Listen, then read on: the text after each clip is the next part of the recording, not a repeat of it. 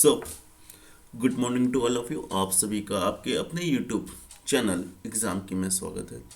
तो जैसा कि हम लोग पढ़ रहे थे मॉडर्न टाइप के इक्विपमेंट्स, तो आज का जो हमारा टॉपिक होगा वो होगा जीआईएस।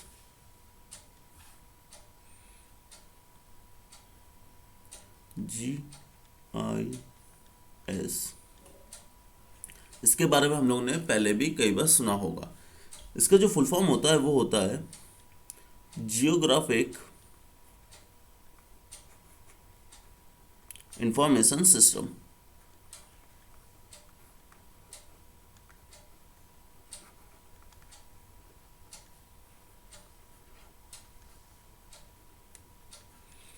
तो जियोग्राफिक इंफॉर्मेशन सिस्टम की बात आज हम लोग करेंगे और जानेंगे कि क्या होता है। तो जैसा कि हम लोग जानते हैं कि जियोग्राफिक इंफॉर्मेशन सिस्टम एक ये कंप्यूटर सिस्टम होता है जो हमारे जियोग्राफिकल डाटा को कैप्चर करता है, स्टोर करता है, चेक करता है, इंटीग्रेट करता है, उसी को मैनिपुलेट करके फिर एनालाइज करके डिस्प्ले करता है कई टाइप्स में। ठीक है ना। तो जीआईएस का ये काम है। तो लिखते हैं सबसे पहला पॉइंट कि ए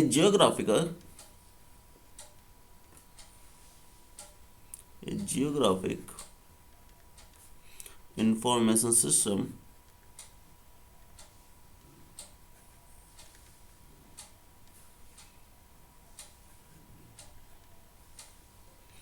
is a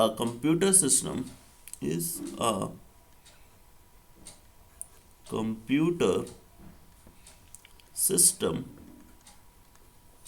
for capturing,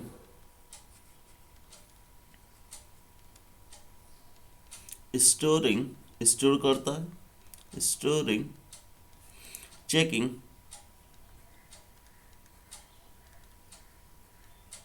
integrating,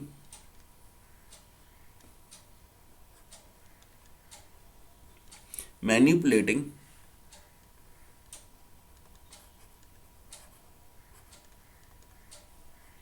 analysing,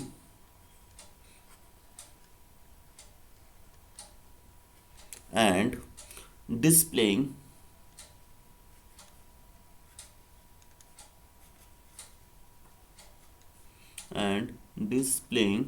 many types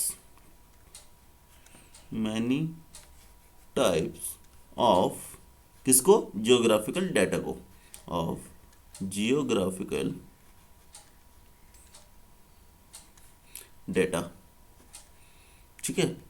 इतनी बात तो समझ में आ गई होगी कि जियोग्राफिकल डाटा को कैप्चर करना, उसको स्टोर करना, चेक करना, इंटीग्रेट करना, फिर उसी को मैनिपुलेट करके एनालाइज करके कई टाइप्स में आपको डिस्प्ले कर देता है। तो यही हमारा जियोग्राफिकल इंफॉर्मेशन सिस्टम होता है। ठीक है ना। तो ये बात तो समझ में आ गई। इसी में सेकंड पॉइंट होगा अपना कि अब ये जो जियोग्राफी डाटा है अपना, ये जीआईएस की हेल्प से हम लोग बिजनेस में, ऑर्गेनाइजेशन में उसको बेटर बनाने में और उसको जो डिसीजन हम इन्फॉर्म करते हैं उसमें हमारा जीआईएस बहुत ज़्यादा हेल्प करता है। ठीक है ना। तो लिखे बाय कनेक्टिंग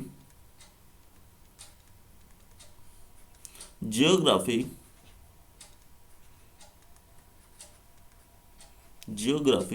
विद डेटा। ठीक है। ये अपना जियोग्राफी है डेटा के साथ। तो ये जीआईएस हेल्प्स किसमें, बिजनेस में, बिजनेस एंड ऑर्गेनाइजेशन ना, ऑर्गेनाइजेशंस मेक बेटर बनाता है, उसको अच्छा बनाता है, एंड इन्फॉर्म्ड डिसीजन।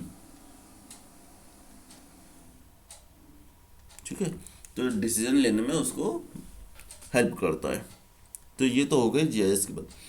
अब जैसा कि हम लोग जानते हैं जो जियोग्राफिकल इंफॉर्मेशन सिस्टम होता है ये हमारा वेरियस इंडस्ट्रियल एप्लीकेशन में, और या फिर हम ऐसा बोले कि कई सारे गवर्नमेंट गवर्नमेंट सेक्टर में, बिजनेस में या फिर कंज्यूमर में उनको डिसीजन मेकिंग बनाने में ये हेल्प करता है। तो GIS have various industrial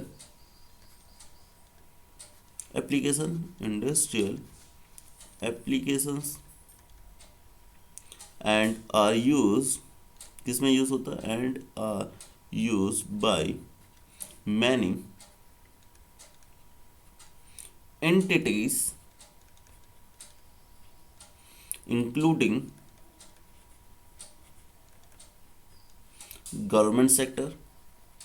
government sector में, बिजनेस में and consumer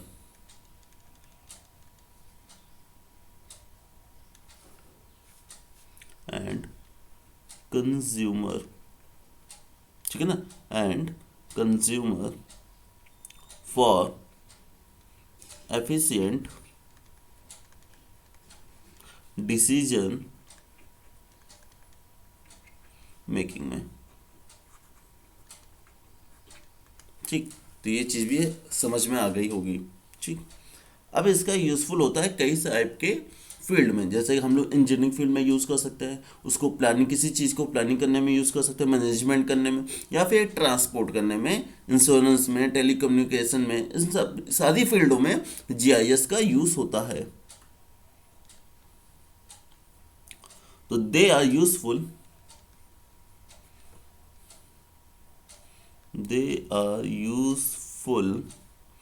in many field like engineering, planning, management, transport, insurance and telecommunication etcetera. ठीक है, तो यहाँ इन सारी फील्डों में GIS का हम लोग यूज करते हैं। अब आती है कि जो GIS का वर्किंग का जो बेसिक कंपोनेंट है, ये 5 चीज़ों पे डिपेंड करता है। जो बेसिक कंपोनेंट है वर्किंग ऑफ GIS, ये 5 चीज़ों पे डिपेंड करता है। कौन कौन सी चीज़ें वो हम लोग देख लेते हैं। तो इसको लिखते हैं, the 5 basic component of a working GIS।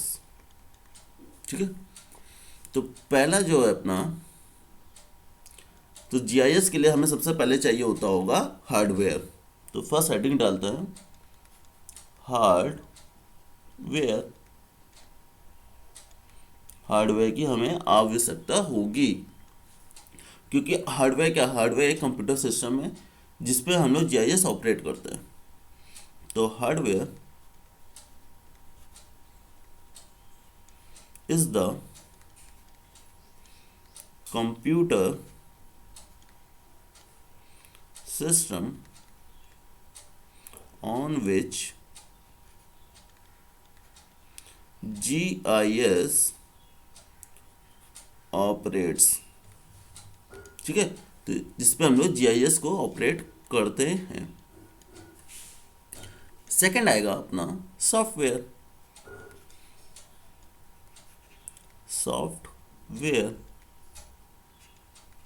ठीक है, अब सॉफ्टवेयर की बात करें तो हमें मालूम होगा कि GIS क्या है। वो एक सॉफ्टवेयर है जिसकी कैपेबिलिटी है स्टोर करना, डाटा को स्टोर करता है, डाटा को एनालिसिस करता है, उसकी डिस्प्ले करता है जियोग्राफिक इंफॉर्मेशन। ठीक है ना, कई सारे फॉर्म में, जैसे कि मैप के फॉर्म में कर सकता है, रिपोर्ट के फॉर्म में वो शो कर सकता है। तो लिखे GIS software has the capability has the capability to stores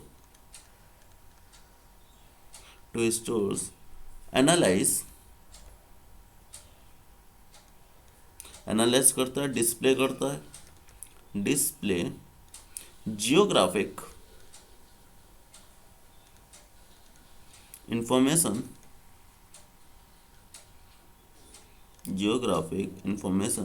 in the form of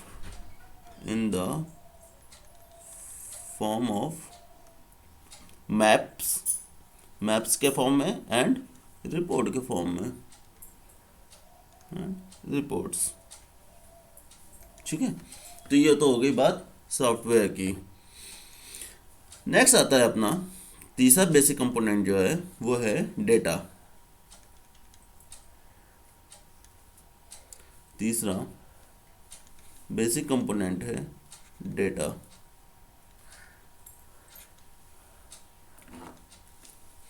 तो अब बात करें डेटा की।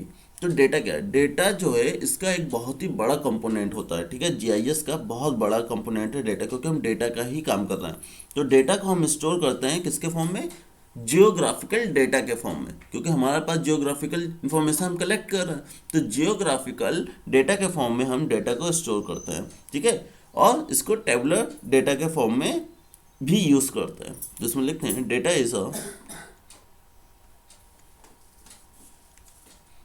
is vital component of a GIS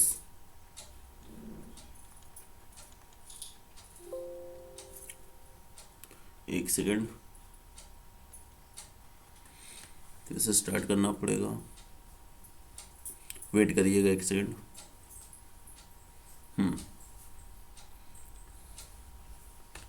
तो हम लोग थे डेटा पे। तो data is a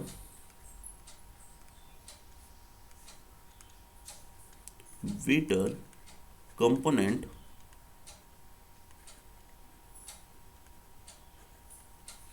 of a GIS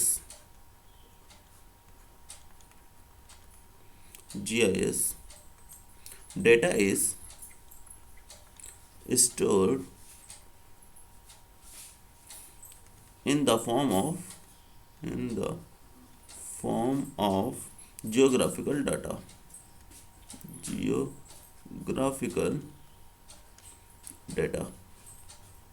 ठीक है, जियोग्राफिकल डेटा एंड टेबुलर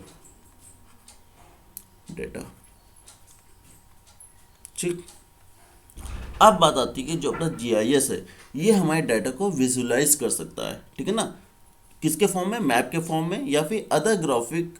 अगर हम बात करें कि और सारे हमारे ग्राफिकल जो भी पैरामीटर्स होते हैं उन पे भी हम इसके ग्राफिकल फॉर्म में भी हम इसको शो कर सकते हैं। तो इसमें लिखते हैं कि a GIS can visualise data in the form of a map। ठीक है, तो वो मैप के फॉर्म में डेटा को विजुलाइज कर सकता है। कौन? जीआईएस। ठीक है, मैप और अदर ग्राफिक फॉर्म जो हमारी हेल्प करेगा यूज़र को हेल्प करता है। किसके लिए? कि वो जो भी इंफॉर्मेशन है उसको समझने के लिए, अंडरस्टैंड करने के लिए। Form that helps user to understand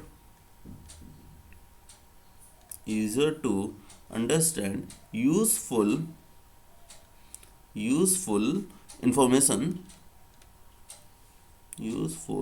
information from it.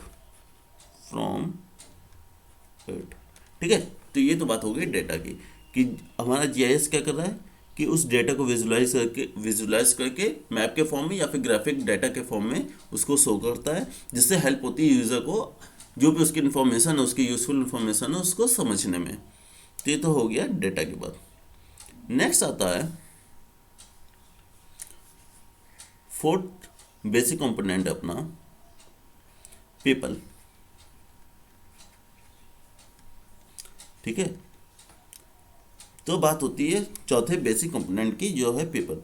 अब पीपल क्या, पीपल हमारे जीआईएस में वो टेक्निकल पर्सन है जो डिज़ाइन करेगा, उसको मेंटेन करेगा और फिर उसी को यूज़ करता है। ठीक है ना, तो ऐसा लिखे कि people in GIS are technical person or technical persons who design comma maintain and use it।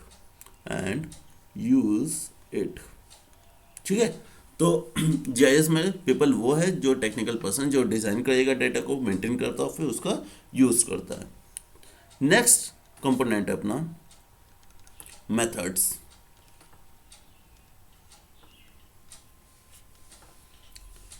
बात होगी मेथड्स की, तो मेथड्स क्या होता है, ये रेफर करता है फॉर्मूला को, स्टैटिक्स जो हम यूज़ करें एनालाइज करने में, एल्गोरिथम यूज़ करने में। तो इन सारी चीज़ों को हम लोग मेथड के फॉर्म में समझते हैं और फिर डेटा को ट्रांसफॉर्म करते हैं यूजफुल इंफॉर्मेशन में। तो इसमें लिखे the methods refer to the formulas, statics, formulas में कर सकते हैं हम लोग और स्टैटिस्टिक्स में कर सकते हैं। इसका यूज़ हम लोग एनालिसिस में कर सकते हैं। एनालिसिस ये भी हमारे मेथड में आती है। और एनालिसिस में एक बार इसके एल्गोरिथम अगर यूज़ करें तो वो भी एल्गोरिथम्स। तो that are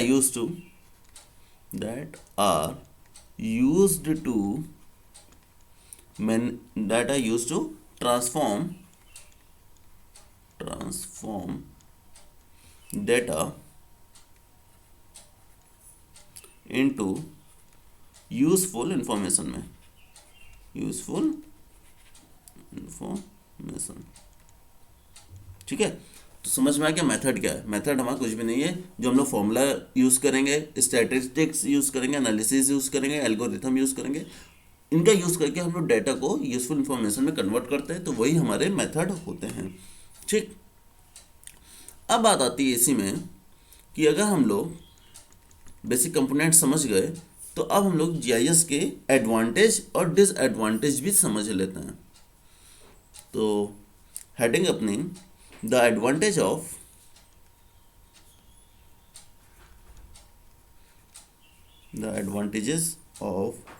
using a GIS।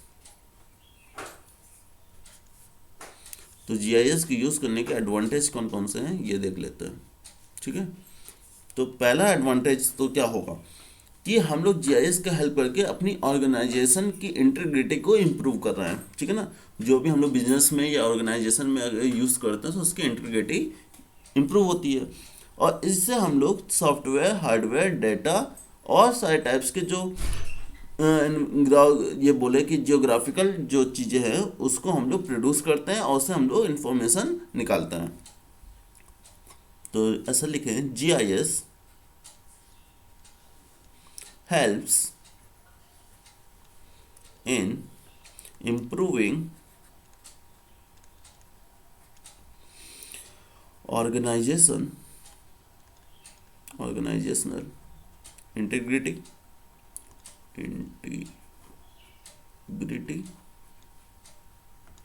It integrates software, hardware, data and produces all types geographically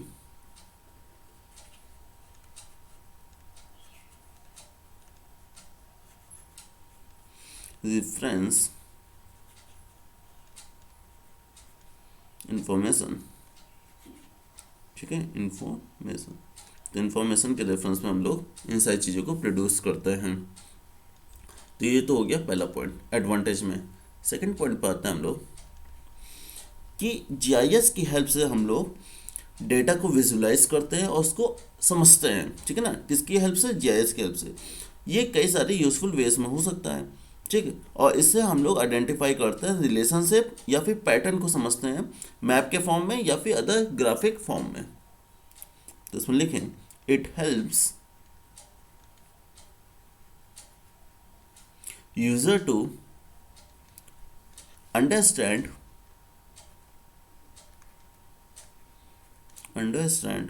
and visualize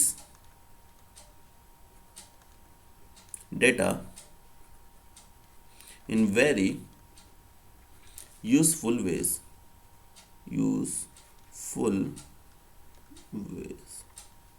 and allows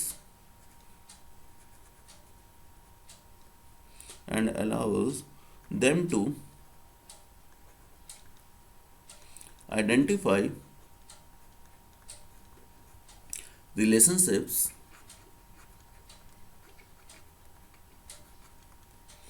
and patterns in the form of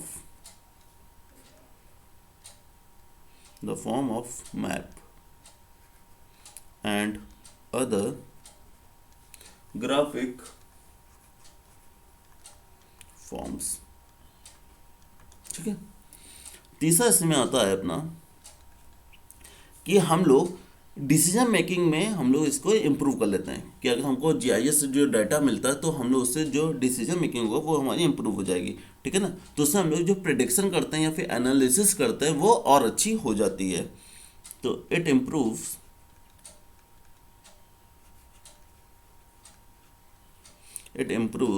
decision making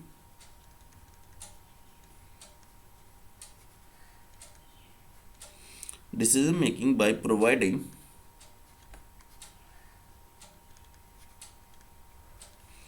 better prediction and analysis, ठीक है। Next point है अपना, और क्या इसका advantage हो सकता है कि ये हमारी कॉस्ट को रिड्यूस कर देगा और एफिशिएंसी को इंक्रीज कर देगा, ठीक है ना। तो it helps in reducing cost and increasing efficiency of an organisation, ठीक है, ऑफ एन ऑर्गेनाइजेशन। तो ऑर्गेनाइजेशन की एफिशिएंसी को इंक्रीज कर देगा।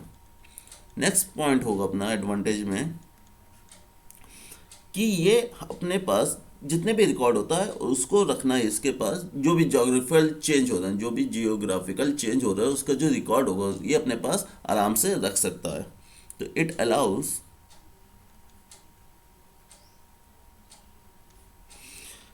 easy record keeping of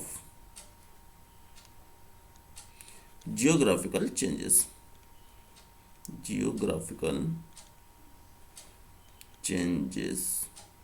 ठीक है।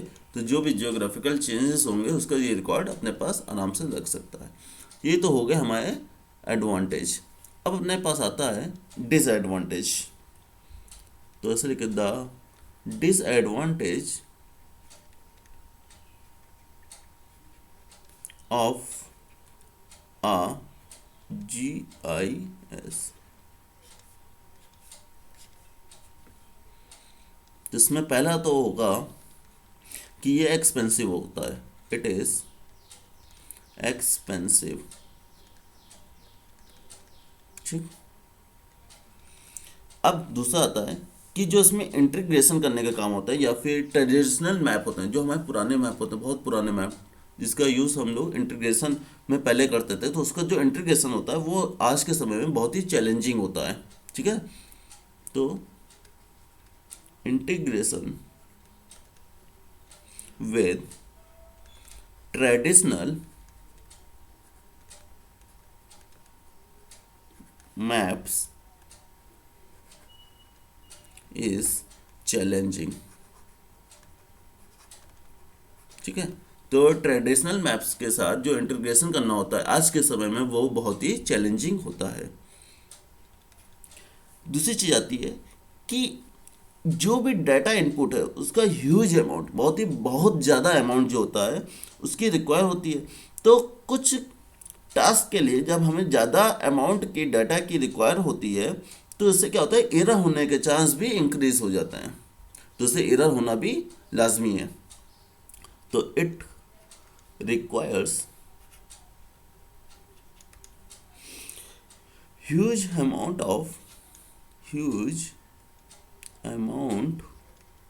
Of data input for some task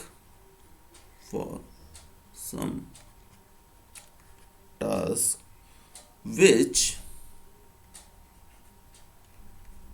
increases the chances of error। मान लीजिए किसी टास्क के लिए हमें बहुत ज़्यादा इनपुट चाहिए, डाटा इनपुट चाहिए, उसका व्यूज बहुत ज़्यादा अमाउंट में, तो अब उससे क्या होगा, उससे एरर होने के चांस भी ज़्यादा हो जाएंगे। ठीक है, नेक्स्ट है अपना कि हमारे पास लार्ज स्टोरेज स्पेस होना चाहिए, क्योंकि हमें काफ़ी डाटा को स्टोर करना होता है। तो इसके लिए हमें ये डिसएडवांटेज ही है कि ज़्यादा स्टोरेज स्पेस होना चाहिए। तो it require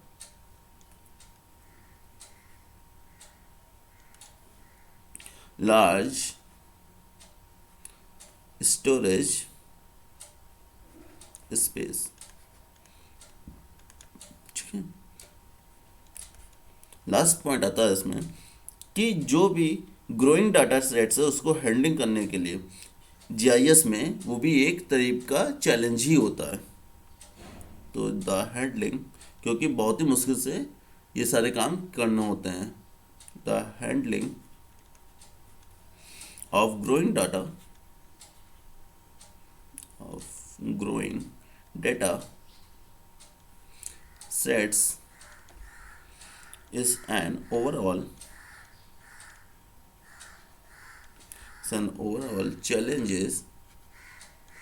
challenge to the GIS तो ये तो बात हो गई इसके डिसएडवांटेज की। ठीक है गाइस, तो आज आपने देखा जीआईएस क्या है, जीआईएस का यूज़ क्या है, और उसके बेसिक कंपोनेंट कौन कौन से होते हैं, फिर उसमें एडवांटेज डिसएडवांटेज भी हम लोग ने यहाँ पे देखा। तो आई होप गाइस कि आपको ये लेक्चर आज का अच्छा लगा होगा। अगर आपको ये वीडियो अच्छा लगा हो तो इसे लाइक कीजिएगा, अपने दोस्तों में शेयर कीजिएगा, और आप अगर हमारे नए इस यूट्यूब चैनल में नए हो तो इसे सब्सक्राइब करना ना भूलें। जय हिंद, जय भारत।